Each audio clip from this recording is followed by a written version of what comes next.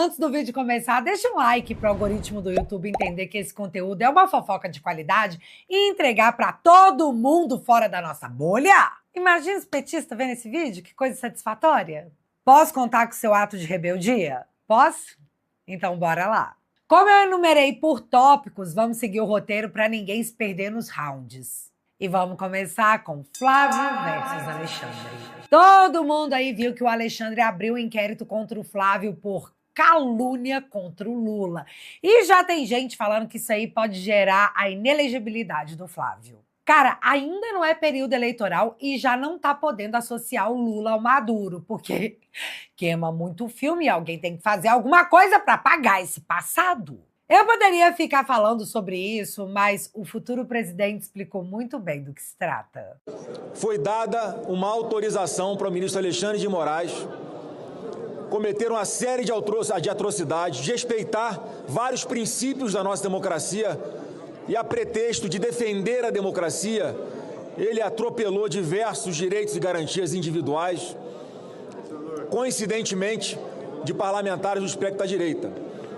E, para minha surpresa, eu vejo mais uma vez pela imprensa que o ministro Alexandre de Moraes autorizou o início de um processo criminal contra mim, depois de uma PEC simples, coincidentemente distribuída para o ministro Alexandre de Moraes no Supremo Tribunal Federal, de uma postagem minha em uma rede social onde eu falo: Lula será delatado por ocasião da prisão de Nicolás Maduro, seu grande amigo de longa data. Ele tem muito orgulho, inclusive, de estar sempre publicamente próximo e fazer gestos, inclusive financeiros, usando dinheiro do brasileiro com relação à Venezuela. Onde está a imunidade parlamentar? Onde está a liberdade de expressão? Uma petição simples de ser arquivada, porque não tem nenhuma base, nenhum fundamento, não está se tratando de ofensa a ninguém, está se tratando da opinião de um senador da República. Eu quero só fazer esse registro, presidente, porque está muito claro qual é a estratégia. Já que agora Alexandre de Moraes não está mais no TSE, ele vai querer desequilibrar as eleições lá do Supremo.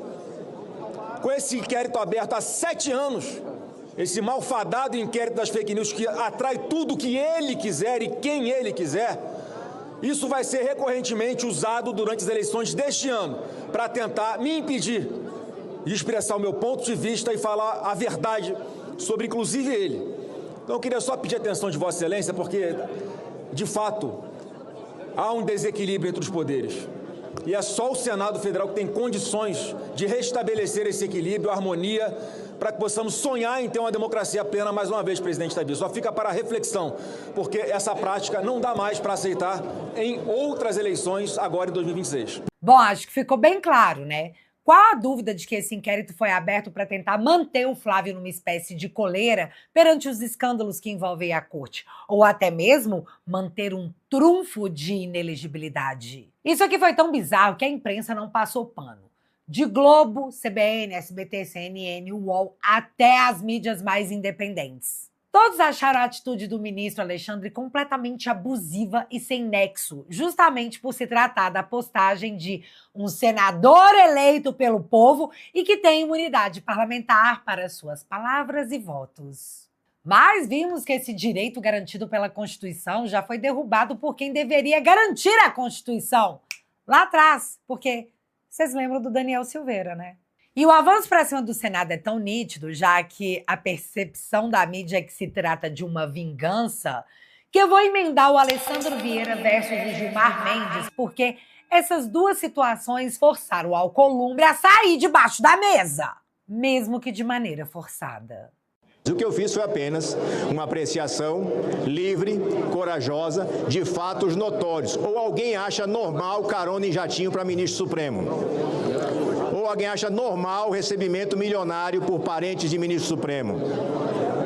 A atuação em processos onde não existe legitimidade para tal.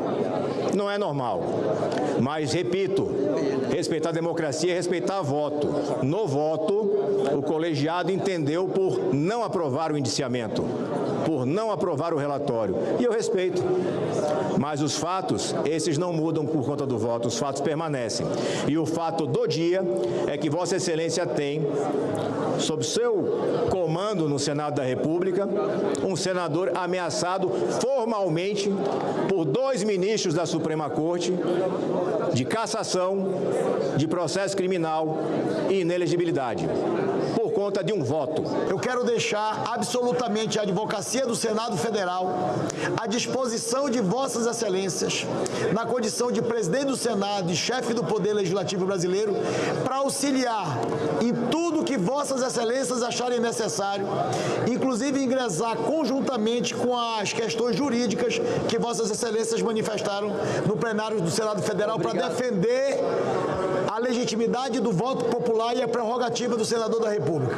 Bicho, o Alcolumbre tá muito apertado, porque se ele deixar isso acontecer, será sob a sua presidência que a Suprema Corte ameaçou um senador por seu voto. Se ele for cassado, então nem se fala.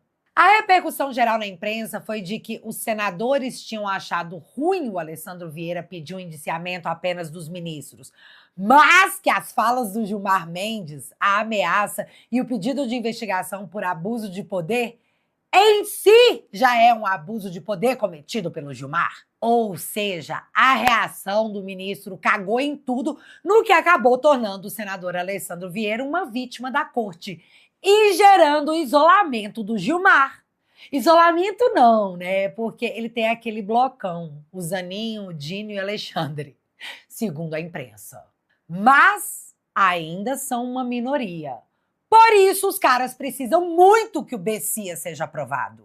Foto para um futuro grupo de WhatsApp, eles já têm, né? Olha aí, que beleza.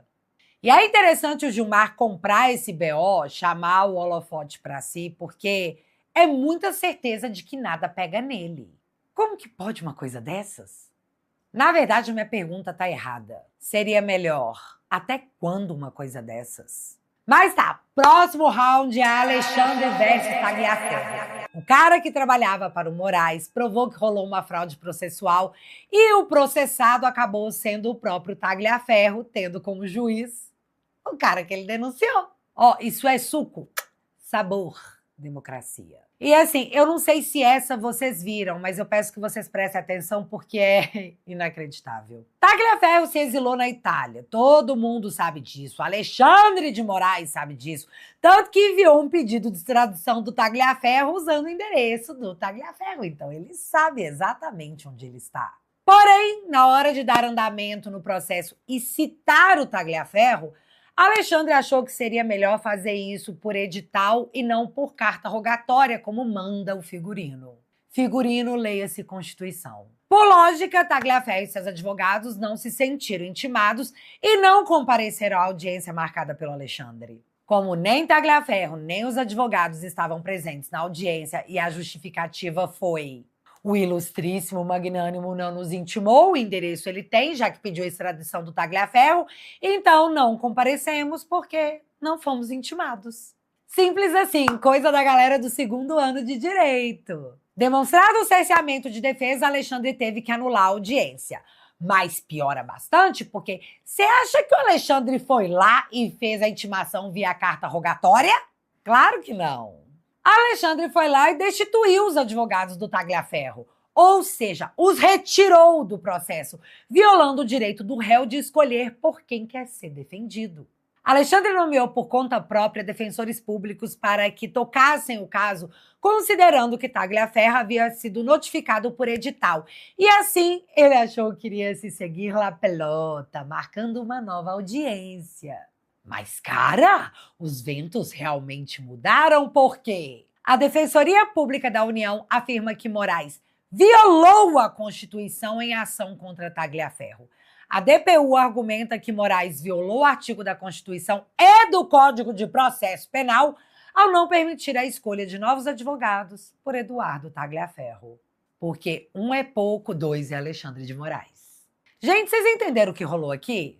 A Defensoria Pública nomeada pelo Alexandre diz que essa manobra não encontra amparo no texto legal e pede a anulação completa da decisão do imperador. E eu acho que por essa ele não esperava. E só para vocês entenderem, no caso do advogado abandonar o processo, o acusado teria o direito de escolher novos advogados e, se o acusado não for localizado, aí sim se nomeia o defensor público. Mas Moraes sabe exatamente onde o Tagliaferro tá. Não intima porque,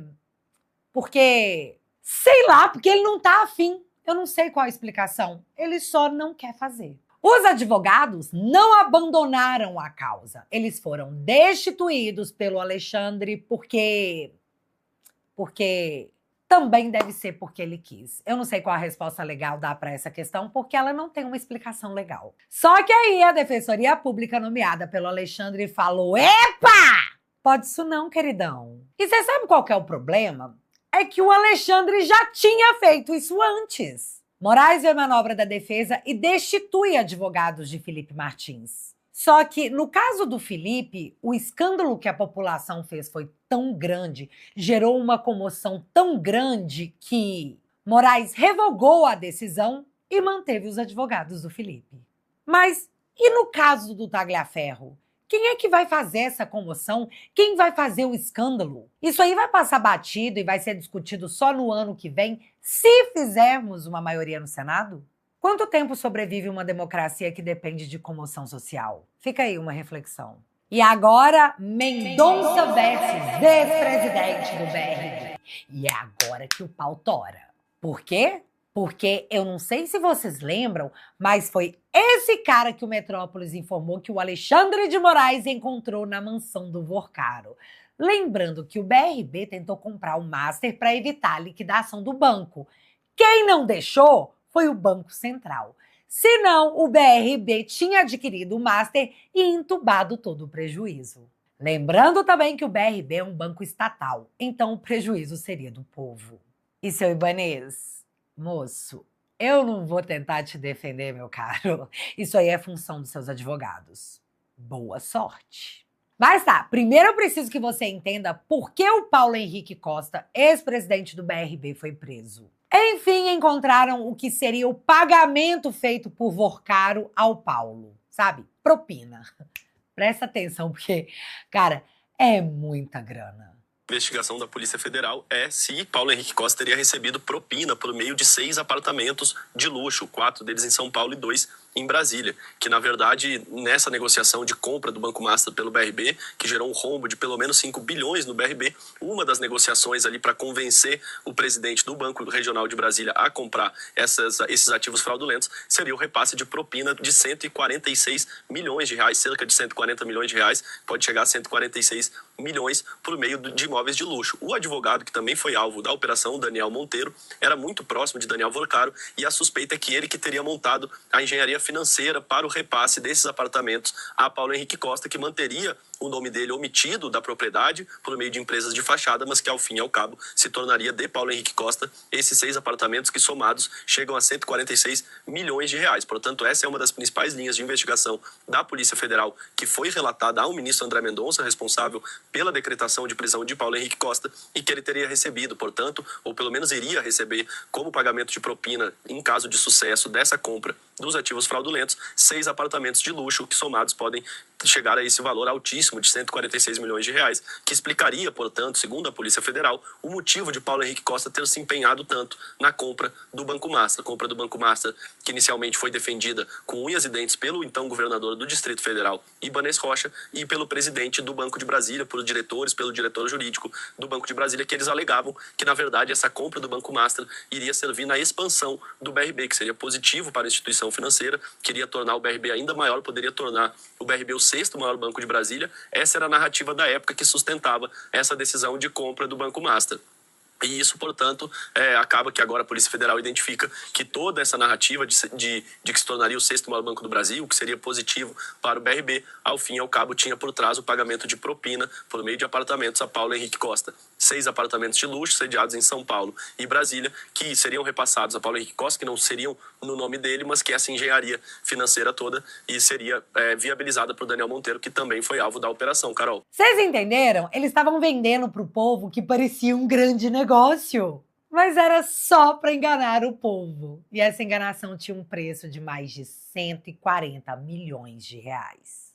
Outra peça fundamental nesse esquema era o advogado Daniel Monteiro, que, aliás, já foi homenageado pelo PT, só a título de curiosidade. Daniel Monteiro era o operador do esquema de compra e venda de títulos podres, além de ocultação de patrimônio. Porque vocês não acham que o Vorcar ia dar os imóveis milionários para o ex-presidente do BRB, né? Isso ia chamar muita atenção. E é aí que entra Daniel Monteiro em uma de suas multifunções, repassar de empresa para empresa até que o rastro desaparecesse. Só que não rolou. Não só não rolou, como deu muito ruim, porque o ex-presidente do BRB já foi transferido para a Papuda. E eu realmente me pergunto quantos dias esse cara vai aguentar antes de começar a entregar até o cachorro. Além disso, temos uma corrida das delações implementada. Daniel Monteiro também está preso e todo cagado. E provavelmente vai querer delatar para ter algum benefício, porque, meu filho, pior do que ele tá, não fica. Mas é nesse ponto que está instaurada a rinha de Daniéis. Porque ou o Vorcaro corre para delatar bonitinho, ou o Daniel Monteiro pode atropelar sua delação e entregar o que o Vorcaro achou que poderia omitir. E sabendo disso, que do nada tudo acelerou absurdamente, as notícias dessa quinta-feira sobre a delação do Vorcaro são essas aqui. Essa ideia, ela bateu depois, nos dias subsequentes, muito mal no gabinete do ministro André Mendonça, e nós depois trouxemos essa informação de que ele teria relatado ali a interlocutores que não aceitaria, não homologaria uma colaboração premiada que não fosse forte, que não dissesse tudo, né, que não entregasse o que o Daniel Vorcaro sabe ali das relações construídas por ele com os três poderes, né, durante todos os trabalhos ali em Brasília. E aí, isso teria pegado ali fortemente a defesa do Daniel Vorcaro, né, entendido até como um recado, e neste segundo encontro, ou seja, já houve pelo menos 2 encontros do José Luiz de Oliveira Lima aqui em São Paulo com o André Mendonça, e neste último encontro, sim, ele sinalizou uma colaboração premiada forte, essa é a expressão, e que atinja, de fato, os três poderes. Quando a gente fala, obviamente, executivo, legislativo e judiciário também, pelo menos um ministro do Supremo Tribunal Federal, mas ali também ministros de Estado do governo Lula e deputados e senadores do alto escalão ali na hierarquia tanto da Câmara quanto do Senado. Pois é, vendo que o cenário deu uma apertada, Vorcaro também parece que vai entregar até o cachorro. Não só deputados e senadores, como ministros do STF e o que para mim é uma novidade, ministros de Estado do Lula. E é exatamente nesse ponto que estamos agora, no corre Vorcaro, senão o Daniel e o ex-presidente do BRB podem te tornar obsoletos. Eis a maratona das delações. E sobre isso, eu não sei se eu tenho pipoca o suficiente. Só sei que... Vai dar merda, vai dar merda, vai dar merda, vai dar merda. E eu falei que esse assunto tragava mais ministros da Suprema Corte? Pois é, tá marcado agora para o dia 22 de abril o julgamento na segunda turma para saber se vão deixar o ex-presidente do BRB preso ou se vão mandar ele para casa depois de tudo que foi revelado. Eu imagino como os ministros vão votar, mas eu tô muito curiosa para saber o que o Gilmar Mendes vai fazer. E você? O que você acha que vai acontecer? Mudando de assunto, o Andrei Rodrigues, diretor da Polícia Federal, tinha dito que a prisão do Ramagem havia sido uma cooperação internacional entre os países e vendeu para a mídia que Ramagem seria extraditado. Mas o Ramagem foi solto, glória a Deus. E o dono da Choquei foi preso e teve a prisão mantida. O mundo e as capotadas que ele dá. Mas tá, o que sabemos até aqui pela Rádio Peão é que agentes da Polícia Federal nos Estados Unidos falaram para um delegado brasileiro que trabalha no ICE que o Ramagem estava ilegal no país e deram a localização do Ramagem. Porque, sei lá, eles deviam ficar seguindo o cara. Aí o ICE foi lá e o deteve por questões migratórias. Não pelo pedido de extradição feito pelo Brasil e totalmente ignorado. Os caras realmente acreditavam que assim que o Ramagem fosse pego pelo ICE, ele seria deportado e devolvido ao Brasil. Foi uma espécie de burla ao sistema de extradição americano. O que coloca a gente numa situação muito complicada porque os caras viram isso. Só que aparentemente esses agentes da PF falharam miseravelmente e tiveram que assistir o Ramagem falar isso aqui para todo mundo ver. Assiste porque foi muito satisfatório. Quem está demonstrando que pode estar sorrateiro aqui não sou eu. O adido da Polícia Federal que venha falar comigo de frente, que eu não tenho nada para esconder. Muito pelo contrário. Essa nossa Polícia Federal de outrora, com tanta credibilidade, se tornou o quê? Uma polícia de jagunços desse diretor-geral Andrei Rodrigues, que declarou haver uma cooperação policial internacional contra uma situação de completa regularidade. Uma vergonha de diretor-geral. Tem que ser afastado imediatamente das funções. É o mesmo que chamou os presos do 8 de janeiro de terroristas, que fez aquela fala desprezível que iria pedir ao Guinness para computar o recorde de prisões, mas que não quer classificar facções como PCC e Comando Vermelho como terroristas. Uma vergonha. É o mesmo que estava na degustação de uísque do Vorcaro, lá em Londres, do banqueiro criminoso, que tem suas despesas de viagens pagas pelo Banco Master, que é o amigo íntimo do violador de direitos humanos, Alexandre de Moraes. O mesmo diretor da Polícia Federal que sofreu há pouco decisão de restrição de acesso às investigações do Master e do INSS. Uma medida que foi necessária para preservar o sigilo contra os vazamentos, para blindar as apurações contra interferências desses superiores hierárquicos. E era o Bolsonaro que queria interferir, quando já foi mais do que provado mais de uma vez o contrário. Esse diretor-geral desse governo Lula, ineficiente, cheio de compadrios, que acumula escândalos criminosos, acabaram me dando mais uma oportunidade para explicar a perseguição que é feita no Brasil. O lawfare, a farsa do golpe. E quem está preso, presidente Bolsonaro, não tem crime nenhum, não tem nada de corrupção.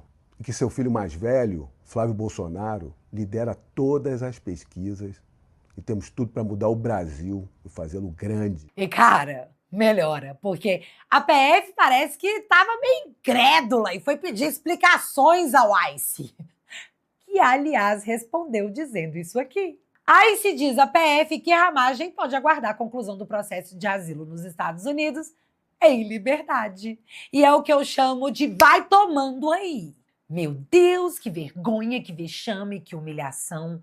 Não só para o Andrei Rodrigues e para a PF, como também para o Lula, que estava falando que o Ramagem ia ser extraditado. Amei muito. E eu poderia falar um monte de coisas, mas o Ramagem já falou. Então, vamos caminhar para encerrar esse vídeo? Então, sabe a isenção do imposto de renda para quem ganha até R$5.000, que nem é assim mesmo que funciona? Pois é. A arrecadação abaixo do previsto com taxação de dividendos causa dúvidas sobre compensação do imposto de renda. O governo obteve 156 milhões em janeiro e fevereiro. Expectativa era de 30 bilhões em todo o ano. E você sabe o que isso significa? Significa que não houve planejamento, estudo, cálculo e aplicação. Houve uma medida eleitoreira que, aliás, nem colou. E mesmo assim, tá dando errado. Isso não é o cúmulo da ineficiência.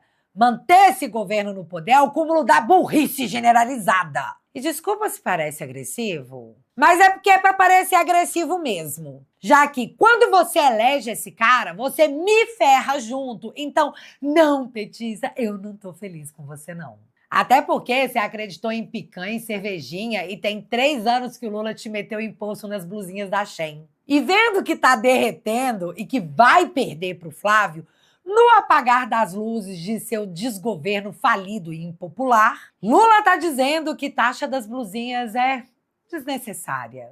É desnecessária, mas manteve por 3 anos só para ferrar o povo e agora, às vésperas da eleição, ele vai revogar? Não é bem assim não, tá? Já que o Lula tá muito queimado, bota aí o picolé de chuchu para falar alguma coisa. Picolé de chuchu, vice do Lula, defende taxa das blusinhas. Ou seja, é desnecessário, mas eles vão continuar fazendo mesmo assim.